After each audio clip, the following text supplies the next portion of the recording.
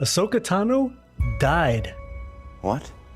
But she was given a gift to the power of the Force that no other Jedi has. To understand this, we have to start where she was born, on the planet Sheely. A Zygerian slaver shows up after hearing about a little Force-sensitive Togruta girl. This Zygerian pretended to be a Jedi and offered to take little Ahsoka to the Jedi Temple on Coruscant to train her. Her village celebrated and rejoiced. Being a part of the highly regarded Jedi Order was something that Togruta held very dearly, as it was extremely rare for them to even see a Jedi, let alone to have one of their people actually become one. Ahsoka, even in her young age and being untrained, sensed something was wrong and that this Zygerian was no Jedi. She ran and hid from the slaver and reached out through the Force to find anyone out there who could possibly help. We saw Grogu use this same power in The Mandalorian on the planet Tython. Through the will of the Force, it was Jedi Master Plo Koon that heard her call. Now, Ahsoka had a very difficult and potentially life-threatening decision to make. Trust this scary-looking stranger or to run away again. She sensed both his power and the light in the Force and chose to trust him. The will of the Force, once again manifesting itself through the wisdom of Master Yoda,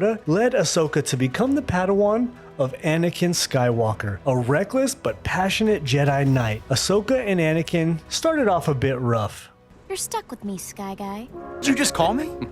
Don't get snippy with me, little one. You know, I don't even think you're old enough to be a Padawan. But they grew to mirror each other in so many ways. You never would have made it as Obi-Wan's Padawan, but you might make it as mine.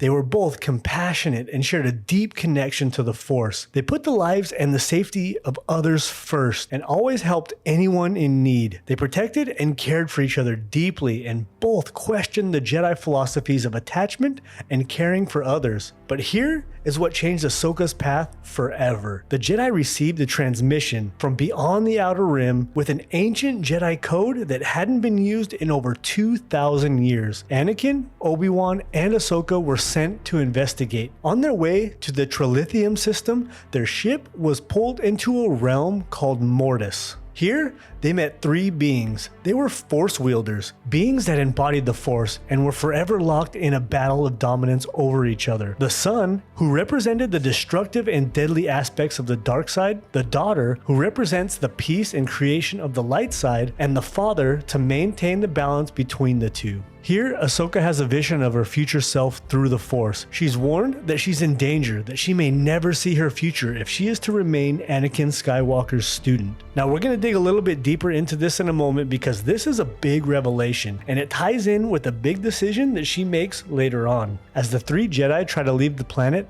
the son grabs Ahsoka from the ship and takes her back to the planet. His goal is to convince Anakin to turn to the dark side, and if Anakin won't join him, then the son would kill Ahsoka. As the son and daughter battle, the son kills Ahsoka and then stabs the daughter with his blade. Now, at this point, the father realizes that there is no light within the Force. If the daughter dies, only darkness. The last act, as the daughter dies, is to have the father transfer her essence, breathing life back into Ahsoka. With that, the light side of the Force is restored. Now, this changes the path and the purpose of Ahsoka forever. She is now the embodiment of the light side of the Force. She was dead, but with the will of the Force chose her to live and to continue her deeper purpose. Now, back to the Ahsoka's vision. Her future self tells her that she may never see her future if she's to remain Anakin's student. This ties directly in with her surviving Order 66. She is framed for bombing the Jedi Temple by Barriss Offee, and the Council removes her from the Order completely. Of course, she's innocent, and once her name is cleared,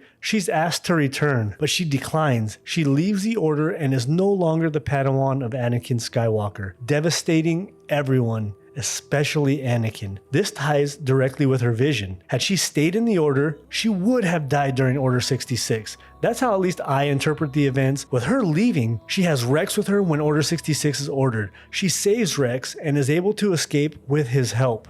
This was her true path, away from the Jedi Order. She saw what Anakin saw. Even Barriss Offee knew the Jedi had lost their way. They had become the military arm of the Republic. not peacekeepers. She was strong enough to leave the order, while Anakin, feeling the same exact way she did, could not. Several times she questioned the Jedi's role in the war, their philosophy on things like attachment and emotions, but she embodied everything that a Jedi should be: selfless, fearless, and always willing to help anyone in need, no matter what.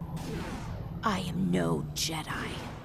You might not think of yourself as a Jedi, but you act like one. Or at least how I want them to be.